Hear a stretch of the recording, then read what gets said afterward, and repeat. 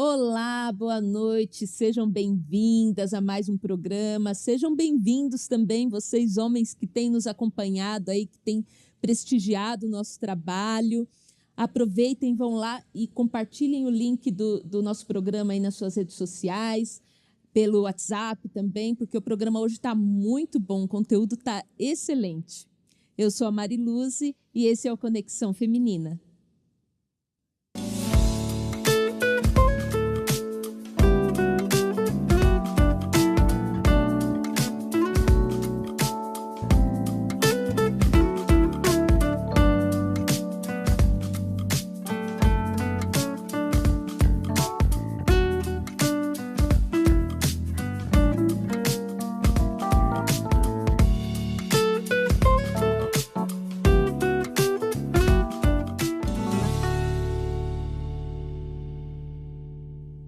E antes de falar sobre o tema do programa de hoje, eu quero incentivar você a tirar uma foto sua, tira uma selfie assistindo o nosso programa, publica lá nas suas redes sociais, no Instagram, no Facebook, e marca lá o Ministério de Mulheres e também o canal Promessistas Brasil.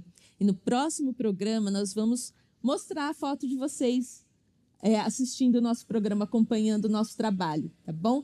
Não deixe de fazer isso, tá? E marca lá o Ministério de Mulheres e o canal Promessistas Brasil.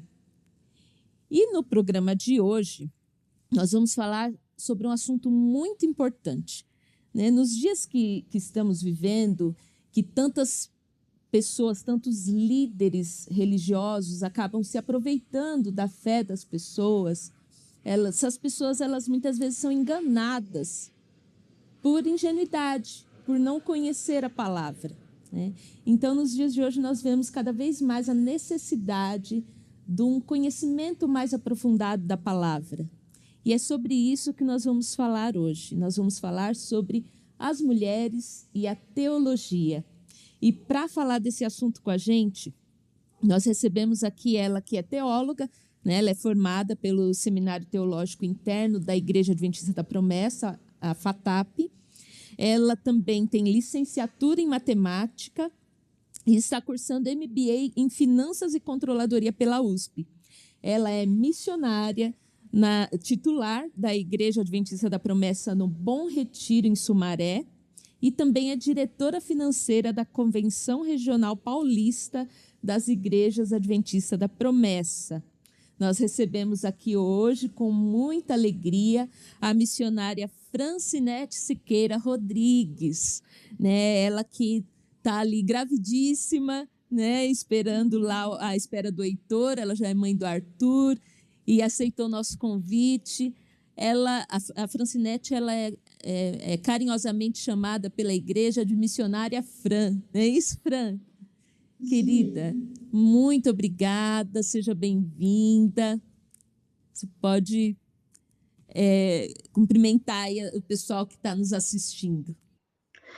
Para mim é um privilégio muito grande de estar aqui com vocês. É muito importante participar desse programa e saber o alcance que ele tem na vida de tantas mulheres e que, de alguma forma, a gente pode contribuir com a vida delas através desse programa. Eu mesmo tenho sido impactada pelos outros programas, tenho assistido, tenho aprendido muitas coisas relevantes e eu espero dar um pouco de contribuição aqui para aquelas pessoas que assistem. Então, muito obrigada ao Ministério de Mulheres pelo convite, por essa porta aberta para falar sobre algo tão importante como a teologia num contexto feminino. É muito bom, a gente que agradece, né? Você estar aqui para nós, também é uma honra receber você aqui hoje, né, para falar de um assunto tão importante. Bom, eu vou começar perguntando para você, Fran, posso chamar de Fran, né? Sim. Um renomado teólogo chamado Sproul, ele argumenta num dos seus livros que somos todos teólogos, né? Aliás, esse é o título do livro, né? Somos todos teólogos sempre que buscamos respostas sobre os ensinos da Bíblia ou os ignoramos intencionalmente. Afinal, Fran, somos mesmo todos teólogos, né? E o que é teologia? Queria que você explicasse para nós. Então eu vou começar de trás para frente, né? Sobre a ideia do que é a teologia. Eu gosto desse livro do Sproul, Somos Todos Teólogos, e lá ele tem uma história que eu tomei aquela história para mim e eu acho que ela representa muito essa questão do que é a teologia, né? Ele conta a história de uma menina que tinha perdido o seu cãozinho, que havia tentado salvar a vida dela. É uma história em quadrinhos nos Estados Unidos. E aí o cachorrinho morre, a menina tá muito triste porque ele morreu tentando salvar a vida dela. O pai vai até o quarto, tenta consolá-la, conversa com ela e fala assim, viu? Essas coisas acontecem, ele já era um cachorro velho, não tinha o que fazer. E aí ela olha para o pai e fala, pai, eu queria que ele vivesse para sempre, né? E aí ele, como um bom pai, ele tenta adaptar uma explicação e ele diz à filha o seguinte, olha, isso é o que torna todos nós especiais. Ninguém vive para sempre. Nós somos passageiros e a vida ela nos foi dada como empréstimos apenas por um tempinho. E ninguém sabe quanto tempo cada vida vai durar. É por isso que a gente precisa cuidar uns dos outros e lembrar diariamente de valorizar aqueles que amamos. E ao sair do quarto, aquelas palavras que ele fala à filha impactam a sua própria vida. E aí ele encontra a esposa no corredor e ele lhe dá um longo e apertado abraço, porque ele entende aquilo, né, que ele falou para a filha, que ele explicou para a filha, tentando mostrar para ela que a vida é passageira e que isso de fato acontece e que ela precisa valorizar os momentos, né? E hoje nesse contexto de pandemia, eu acho que é muito pertinente esse exemplo. E aí ele mostra que aquilo que foi uma explicação teórica agora muda a questão da sua prática, né? Ele sai do quarto, ele abraça a esposa e ele vivencia aquilo que ele explicou para a filha, de aproveitar os momentos. Então, a boa teologia, ela nunca se contenta em permanecer em apenas um nível teórico, em apenas um estudo onde eu explico e apresento conceitos. Ela precisa afetar a minha vida. Então, a teologia, ela é aquilo que muda o meu comportamento, é aquilo que muda a maneira que eu sou, como eu me relaciono com as pessoas, como eu me relaciono com Deus, como eu me relaciono com a fé. A teologia, ela é essa tentativa de a gente alcançar um entendimento mais profundo acerca de quem é Deus. A teologia, ela nos ajuda a tentar entender esse ser supremo, sua natureza, seu relacionamento, como ele criou e ele fez e ele realizou todas as coisas, né? Pensando na etimologia da palavra, né? A teologia é aquela o teos que vem de Deus, né, do grego, e o logia que vem de palavra ou de lógica. A gente tem até um texto em João, capítulo 1, versículo 1, que ele diz o seguinte, né, no princípio era a palavra estava com Deus e a palavra era Deus. O termo traduzido ali por palavra é o logos, né, que mais para frente a filosofia ela traduz como lógica, e aí que vem esse termo do logia, para a gente. E a ideia desse logia, essa palavra, ela também é traduzida como a lógica, né? A gente tem biologia, a lógica sobre a vida, a antropologia, a lógica sobre o homem. E na teologia, a ideia da lógica sobre Deus, né? Como que a gente estuda Deus, como que a gente entende esse Deus, criador de todas as coisas. Isso é, em poucas palavras, né? Isso é a ideia da teologia. E ela é muito mais abrangente, né? A gente não consegue estudar só não, né? Que Deus estudar sobre Deus é muita coisa. Mas existem diversos temas que a gente estuda dentro da teologia, como a doutrina do Espírito Santo, a doutrina de Cristo e tantas outras coisas que o tempo aqui não nos permite falar. Mas tudo aquelas reflexões que nós fazemos, a organização das nossas crenças, da nossa doutrina, tudo que se refere a Deus, ao cristão, como seguidores de Cristo, né, que é comum a todos eles, tudo isso é teologia. Então, se tudo isso é teologia, né, voltando então, nós somos mesmos todos teólogos? E aí, quando eles falam, né, quando o Sproul fala sobre essa questão de ser todos teólogos, ele não está defendendo que todos devemos ser profissionais, entre aspas, da teologia. nem tampouco que a gente concorde com tudo aquilo que a teologia expõe. Mas o que ele quer de cada cristão é aquilo que Jesus deixou escrito para nós, que a gente se torne sal na terra e luz no mundo. No mundo que carece desesperadamente de cristãos que entendam o evangelho de maneira muito, muito clara dentro da sua compreensão e o explique aos demais. É essa a ideia, né? É entender a Bíblia, e se eu me preocupo com aquilo que ela fala, com aquilo que ela ensina, com as coisas referentes a se eu faço reflexões sobre Deus, sobre o meu relacionamento com Ele, sobre como eu vivo a minha vida cristã, isso faz de mim um teólogo. Talvez não um teólogo profissional, mas as minhas reflexões sobre Deus, o meu estudo sobre Ele e os meus pensamentos acerca de Deus, todas essas reflexões e questões essenciais da vida que aponte para Deus, isso é teologia. E aí eles chamam de teólogos anônimos, né? Porque às vezes a pessoa nem se dá conta que aquilo que ela está fazendo é teologia. Todas essas reflexões cruciais sobre a vida, sobre para onde nós vamos depois da morte, o que acontece com a gente, tudo isso são questões teológicas fundamentais para a vida, né? Todas essas perguntas, né?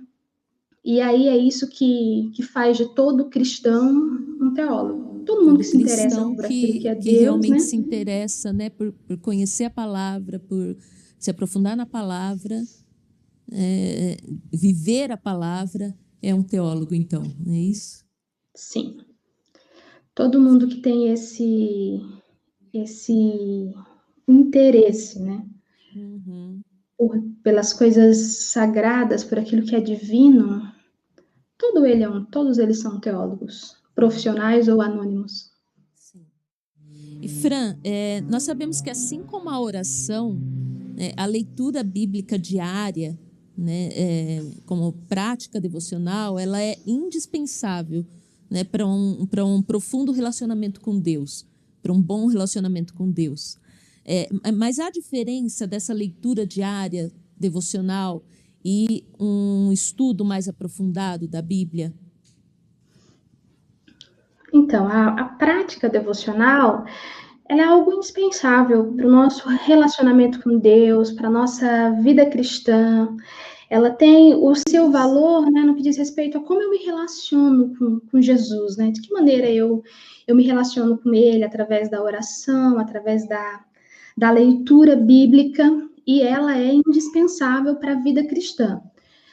Só que qual que é a diferença, então, de uma leitura devocional, de uma prática devocional para o estudo teológico, né? Um dos objetivos da teologia é nos ajudar a entender e descrever o que cremos como cristãos, né? O que sustentamos como verdadeiro, como base da nossa fé em Cristo Jesus, né? A igreja primitiva, ela já afirmava essa importância da gente estudar a teologia, né? Então, o que faz uma boa teologia? Stanley e Rogers são escritores teólogos também, cristãos, eles dizem que a boa teologia, ela ajuda os cristãos a alicerçarem sua vida sobre uma verdadeira fé cristã bíblica, né, orientada. Então, a teologia, ela ajuda os cristãos a não serem arrastados, né, por ventos de doutrina. O estudo teológico, ele nos ajuda a descartar crenças incorretas, né, que muitas vezes são abraçadas, e ter convicção de crenças que a gente afirma, mas às vezes falta um pouco, né, de um conhecimento um pouco mais profundo. Um exemplo disso é a Trindade. Por exemplo, a gente pode ter uma convicção do Pai, do Filho e do Espírito Santo, só que para nós, limitados, que acreditamos que a gente ocupa só um lugar ao mesmo tempo, como a gente entende essa ideia de maneira tão convicta que 3 pessoas formam um só? Às vezes a gente afirma isso porque foi ensinado, mas a nossa cabeça às vezes precisa de um pouco mais de explicação para tentar absorver essa ideia, né? É fé mais conhecimento que nos ajuda a crer na Trindade, a crer. E aí a maneira como, quando eu compreendo o Pai, o Filho e o Espírito Santo como três pessoas distintas, com missões distintas em relação à salvação da humanidade, mas que formam um único Deus, com um amor incondicional, e esse amor e essa doutrina que a gente abraça da triunidade nos ajuda a entender esse Deus que é um em três. E aí, quando eu oro ao Deus, eu entendo que eu estou orando ao Pai, ao Filho, ao Espírito Santo. Quando eu me relaciono com Deus, eu entendo que eu me relaciono com essas três pessoas, e isso afeta totalmente a minha maneira de entendê-los. Eu lembro que no seminário, a gente ouviu uma explicação do Salmo 23, e eu não vou nunca mais me esquecer disso. Numa fala de um dos nossos professores, em que quando chegava naquela parte do Salmo 23, que ele dizia assim, olha, preparas um banquete para mim, na presença dos meus inimigos, unge minha cabeça com óleo, e o meu cálice transborda. O significado desse, o meu cálice transborda, tem uma profundidade que só a leitura devocional, ela não me ajudaria a alcançar. Porque naquela época existia um contexto histórico de que quando alguém ia visitar o seu amigo e a presença daquele amigo era agradável, o cálice estava sempre cheio. Quando o cálice começava a esvaziar, significava que a presença já não era agradável e estava na hora da pessoa, opa, vamos embora, que já deu o nosso tempo aqui nessa visita. E aí, quando o salmista, quando Davi que escreve esse salmo, ele diz, olha, o meu cálice transborda, certamente a bondade e o amor me seguirão todos os dias da minha vida, e eu viverei na casa do Senhor para sempre. Davi está dizendo, olha, a minha presença, na presença de Deus, é algo agradável. Ele gosta que eu esteja junto com ele, ele faz com que o meu cálice transborde, porque ele não quer que eu saia nunca da sua presença. Ler isso e o conhecimento teológico histórico desse texto traz essa profundidade bíblica para mim, e eu não olho mais para essa frase da mesma forma. Isso muda até a maneira de eu fazer o meu devocional agora, porque eu leio, eu lembro daquilo que eu estudei, e isso muda o meu relacionamento com Deus e a maneira como eu leio a sua palavra, né? E aí isso faz essa diferença. A leitura ela é algo devocional, ela é algo para o meu relacionamento com Deus. A teologia é algo para aprofundar o meu conhecimento e as coisas que eu sei sobre Deus e sobre a sua palavra. E além de aprofundar esse conhecimento, nos impede de sermos impede que sejamos enganados, e até mesmo é importante para que nós defendamos, a nossa fé, defendamos aquilo que nós cremos, Então, o conhecimento, que vai nos ajudar a defender aquilo que nós cremos. Aquela frase, comum, sabe? Conhecimento é poder. Então, imagina você conhecer algo tão poderoso como a palavra de Deus, Isso vai gerar uma confiança, uma convicção de fé em você tão profunda que você não vai mais ser enganado, você não vai mais desconfiar, e pensar assim, por que eu creio que Deus, eles são três pessoas e não uma só? Por que eu acredito que Jesus é Deus e não um anjo? Por que eu acredito que o Espírito Santo, ele é uma pessoa e não um vento? O estudo teológico, ele vai me permitir ter essas convicções de fé, e quando alguém vier tentar debater comigo, eu sei a verdade, eu fui convencida pelo estudo da palavra de que não é dessa forma, que não é dessa maneira, isso não vai criar confusões na minha mente, e pensar assim, nossa, será que é isso mesmo? Será que o Espírito Santo é uma pessoa? Mas, nossa, ela me mostrou um texto bíblico que parece que é verdade, que ele é um vento, que ele é uma força, uma energia. Será que, de fato, ele é Deus? O estudo teológico permite com que eu não seja enganada por falsas doutrinas, por heresias. Ela faz com que eu tenha uma fé convicta, não porque me falaram, mas porque eu fui convencida pelo estudo da palavra. Sim, com certeza. Bom, Fran, nós sabemos que temos vários exemplos de mulheres que fizeram parte da história, tanto da Reforma Protestante quanto do Avivamento, Então, teologia é coisa de mulher, sim, certo? Agora, é necessário, você já falou, já falamos aqui que somos todos teólogos, dentro do contexto que você falou aí. Mas seria necessário um curso de teologia, então, para fazer teologia, para teologar? Eu acho assim, deixa eu tentar explicar. Todos somos teólogos quando a gente faz reflexões sobre Deus e em relação à sua palavra. Quando a gente levanta questionamentos, quando a gente faz reflexões. O que o estudo da teologia ele me permite? Ele me permite firmar aquilo que é verdade e aquilo que é confuso. Porque o que acontece? O estudo teológico ele é sistematizado, né? A gente consegue estudar dentro da Bíblia, por exemplo, assuntos, né, como a teologia da salvação. Por que a salvação é pela graça e não pelas obras?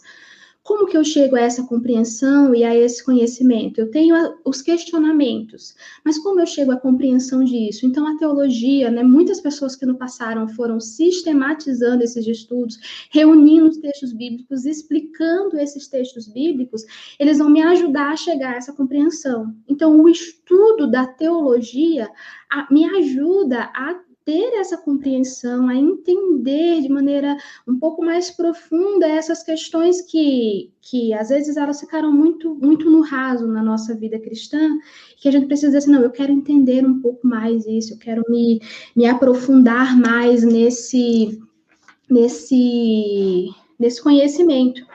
E aí essa teologia e esse estudo sistemático me ajuda a entender doutrinas como o Espírito Santo, porque houve alguém que veio antes de mim e sistematizou tudo isso e organizou essas ideias, e agora eu posso estudar e fazer as minhas próprias reflexões. Mas, de fato, a teologia ela nos ajuda. Isso não nos impede de fazer as nossas reflexões teológicas, mas isso nos aprofunda no conhecimento quando a gente estuda, né, e pega escritos que já foram feitos, já foram realizados, reflexões que já foram feitas, porque toda essa organização ajuda a validar o nosso pensamento, né, porque, nossa, agora você, naquela ideia assim, você descobriu a roda? Não, alguém já passou antes de você e já fez essas reflexões, então elas vão me ajudar a afirmar esse conhecimento que eu faço através das minhas reflexões, das minhas próprias reflexões, né? E aí, pensando nos exemplos de mulheres que participaram de maneira muito ativa nessa questão teológica, a gente tem o exemplo na Reforma Protestante de Árgula. Ela é uma bávara, ela é muito ousada quando ela defende Lutero. Lutero se converte ao protestantismo e ele é expulso da faculdade, humilhado, e Árgula ela fica muito, muito revoltada com aquilo. Ela não é uma teóloga como os demais, ela não é uma monja, ela não é uma freira, daquela sociedade ela não tinha a sua relevância, mas ela começa a defender Lutero. E ela é a primeira mulher a escrever panfletos, e os panfletos dela são tão convincentes daquilo que ela fala acerca da fé, da salvação que ela defendia, que ela vende muito desses panfletos, né? Ela produz panfletos e vende muitas edições em apenas 3 meses. E aí, o próprio Lutero, falando sobre a Árgula, ele diz o seguinte, olha, o Duque de Bavária tem raiva, acima da média, matando, esmagando e perseguindo o evangelho com todas as suas forças. Que mulher mais nobre, Árgula, que está fazendo uma corajosa luta com grande espírito, ousadia de expressão, conhecimento de Cristo, e o conhecimento de Cristo nela. Só ela, entre esses monstros, continua com a fé firme, porém ela admite não estar sem tremer em seu interior. Ela é um instrumento singular de Cristo. Recomendo a você que Cristo, por essa vida, possa confundir os poderosos. Então, o próprio Lutero, ele dá testemunho sobre ela. E aí, uma das suas mais lindas e conhecidas declarações é que ela diz o seguinte, olha, ainda que Lutero, ele venha negar tudo que ele ensinou e que ele tem falado, que Deus não o permita, mas se ele fizer isso, isso não vai mudar a minha opinião, porque eu não construo a minha opinião sobre a opinião de Lutero ou de qualquer outra pessoa, mas sobre a verdadeira rocha, que é Cristo Jesus. Isso me faz lembrar aquele louvor, né, que diz assim, olha, a minha fé, aquele hino, né, a minha fé e o meu amor, eles estão firmados no Senhor.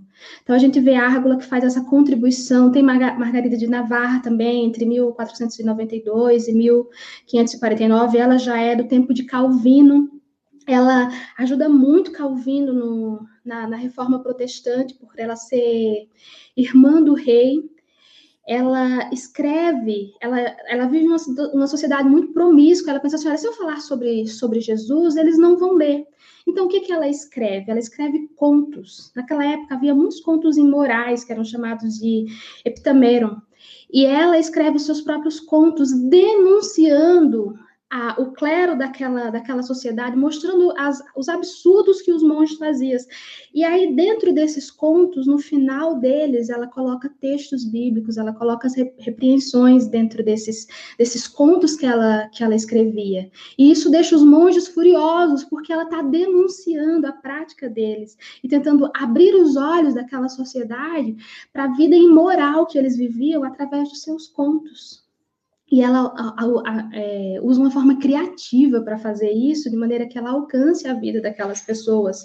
Ela, além desses escritos, ela abre as portas do castelo, recebe os pobres para jantar, e ela tem o título, né? E o título que ela gostaria de receber é de ministra dos pobres, porque é a eles que ela quer alcançar.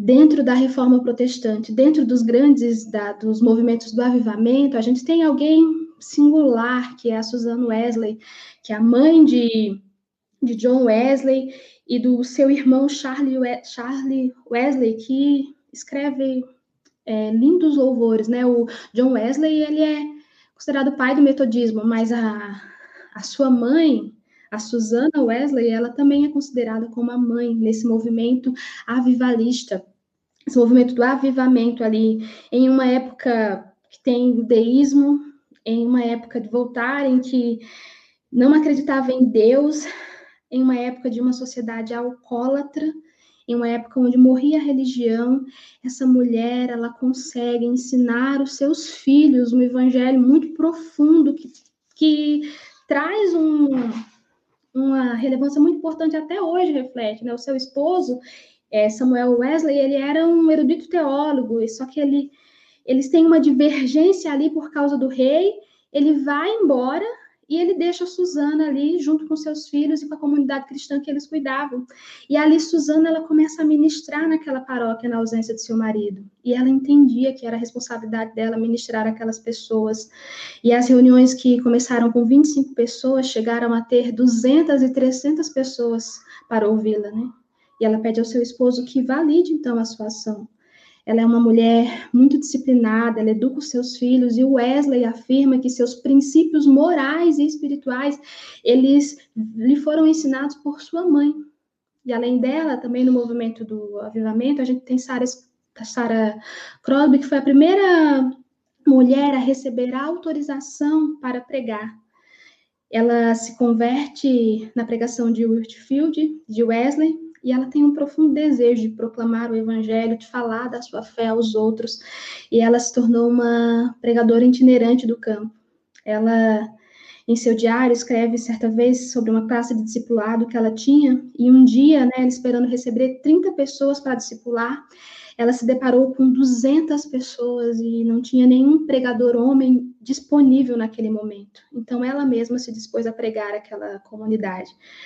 Quando eu leio as histórias dessas mulheres, eu olho a semelhança das mulheres citadas por Lucas, né, em João 8, do 1 ao 3, que seguiam Jesus e seus discípulos e usavam seus recursos, tanto para o sustento de Jesus, como para a divulgação ali do evangelho, que se comprometiam com o evangelho. Então, todas as histórias dessas mulheres mostra que elas entendem a teologia, que a teologia faz uma diferença muito grande na vida delas, e elas não definem ficar apenas com aquilo para elas, mas elas entendem a importância de compartilhar isso com outras pessoas, de fazer a diferença na sociedade que elas estavam vivendo, naquele momento, naquela situação toda que elas estavam presenciando ali junto com elas não se conformam com aquilo. A teologia muda a maneira delas olharem para o mundo e se comportarem em relação ao mundo.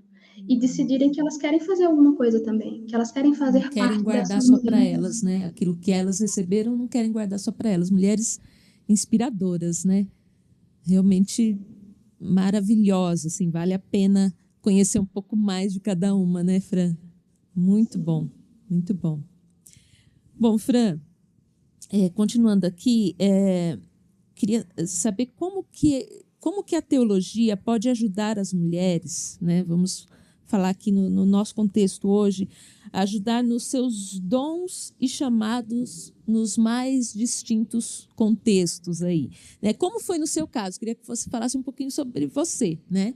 Você é formada também aí em matemática, né? Está se especializando aí na área financeira, mas você se formou em teologia, né? Então eu quero que você e atua, né, como missionária. Então queria saber também como foi no seu caso, né? A diferença que a teologia fez na sua vida, no seu relacionamento com Deus. Pensando nessa questão do desenvolvimento dos dons e dos talentos, a gente entende que a teologia é essa tentativa da gente alcançar um entendimento mais profundo acerca de Deus, e um entendimento que ajude a refletir diretamente na nossa prática, na nossa vida diária, né? no nosso dia a dia. O texto de Marcos, capítulo 12, versículo 30, diz: amarás o Senhor teu Deus de todo o teu coração, de toda a tua alma e de todo o teu entendimento, de todas as tuas forças. Esse é o primeiro mandamento. Então, esse amor passa pelo conhecimento. Quanto mais eu conheço, mais eu amo. Eu me converti, eu tinha 13 anos, né? Eu não sou de uma família tradicional cristã da igreja. Eu fui para a igreja sozinha, adolescente, né? O meu pai, mãe, irmãos, não tinha ninguém. Era eu e o Espírito Santo que me conduziu até aquele lugar, através daquele grupo de pessoas que me ensinaram a amar Jesus, que através dos seus exemplos, através da sua vida, né, através dos ensinos que eles me proporcionaram, eles me ensinaram a amar Jesus. E aí, com 19 anos, eu fui para o seminário para estudar teologia, né? E eu fui lá na expectativa de que, assim, eu ia ser uma missionária e eu ia desbravar pelo mundo como as histórias de Paulo. Eu era fascinada pelas histórias de Paulo. E quando eu cheguei no seminário, eu me deparei com algo muito mais profundo do que a ideia de ser uma missionária. Mas eu entendi algo que eu não compreendia antes, de como o estudo ele mudava o meu relacionamento com Deus, de como o estudo e a cada coisa que eu descobri, a cada novidade que eu recebi através da palavra, nossa, eu já li esse texto algumas vezes, né, como no início da nossa fé, a gente tem aquela sede, né, vamos ler a Bíblia em um ano, né, ler toda a Bíblia, e aí eu parei em alguns textos que eu não tinha parado antes, eu entendi conceitos que eu não tinha entendido antes, e isso mudou quem eu era, né? Não só para que eu pudesse transmitir isso a outras pessoas, mas para que eu pudesse ser uma pessoa melhor, para que eu pudesse ser uma cristã melhor, para que eu pudesse me relacionar com Deus de maneira melhor e mais profunda. Não que a falta de conhecimento interfira no nosso relacionamento com Deus, mas é fato que, como o texto diz, que a gente precisa amar a Deus de todo o nosso entendimento, e esse entendimento e essa compreensão acerca de quem Deus era, do que ele havia feito por mim, da dimensão da cruz, de quanto Jesus, do que Jesus fez quando ele veio morrer por mim, do que aquilo significava, e conhecer aquilo com tanta profundidade, com contextos históricos, com questões culturais, aquilo foi mudando a minha maneira de olhar para Deus, de olhar para mim, de me entender como ser humano, de entender a minha relação com o mundo em que eu vivia, com as pessoas que estavam à minha volta, e a minha relação principalmente com Deus, né? Eu acho que que a ideia do conhecimento, do estudo teológico, ele me ajudou a entender e que eu tinha possibilidade de alcançar mais, que eu poderia desenvolver os meus dons de maneira mais a louvar e a glorificar a Deus, seja em qualquer área que eu tivesse que atuar depois dali. Depois de ter saído do seminário, ter me casado, eu lecionei por algum tempo e o evangelho mudava a minha relação com aquelas crianças, com aqueles adolescentes, porque o meu conhecimento teológico me ajudava a não olhar a elas apenas como crianças de mau comportamento, que às vezes agiam de maneira errada, mas olhar para elas como seres humanos, que Deus as amava e que Deus podia transformar a vida dela, e que às vezes o seu comportamento era um reflexo de pecados que havia dentro da sua casa, da sua família, que elas precisavam de ajuda, que elas precisavam de Jesus, a olhar para os meus colegas de trabalho e a entender e a olhar para eles não apenas como homens e mulheres más ou ruins, mas de pessoas que precisavam conhecer aquilo que eu conhecia, as verdades que impactou e mudou a minha vida, porque mudaria a vida deles também e a maneira deles se relacionar com o mundo. Então, independente do dom, da habilidade que o Senhor nos deu, o conhecimento teológico, ele permite com que isso mude o meu relacionamento familiar, isso mude o meu relacionamento no meu trabalho, com as pessoas que convivem comigo, isso mude o meu olhar para o mundo, isso mude o meu olhar para mim mesma, isso mude o meu olhar para Deus. Maravilhoso. Bom, Fran, pode ser que muitas mulheres que nos assistem hoje, né, tenham interesse em cursar teologia, ou até mesmo, né, através aí do teu relato, o seu relato desperte esse interesse nas mulheres que estão nos assistindo, né? Então, eu queria saber como você poderia orientar essas mulheres, qual mensagem você poderia deixar para elas? Eu acho que por muito tempo, né, parece que o estudo teológico ele foi colocado como não sendo coisa de mulheres, né? Parece que isso era restrito àqueles que pregavam, aos homens que lecionavam, mas graças a Deus essa barreira ela tem sido quebrada, né? Tem sido transportada, e a gente tem percebido que tem tido um avanço, né? Nessa questão. Então, o meu conselho, se eu posso chamar assim, né? Ou a minha dica, né? É que você vença essas barreiras, vença esses preconceitos, que às vezes são preconceitos seus mesmos, que foi colocado dentro de você pelo um contexto familiar, um contexto histórico, né, da nossa própria formação. Que você entenda que a maior mensagem do Evangelho, que foi a mensagem da ressurreição, as primeiras a divulgarem isso foram mulheres. Jesus, ele mostrou o nosso valor quando tinha naquele exemplo de Marta e Maria, uma muito inquieta, querendo servir a todos, e a outra aos pés de Jesus, querendo ouvir os seus ensinamentos. E ele falou, olha, ela escolheu a melhor parte, e isso não será tirado dela.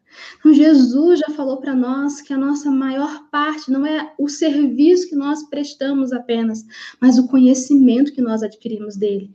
Então, que a gente se interesse por isso, que a gente entenda que isso também é para nós e que isso muda também o nosso relacionamento, o nosso conhecimento, que isso ajuda.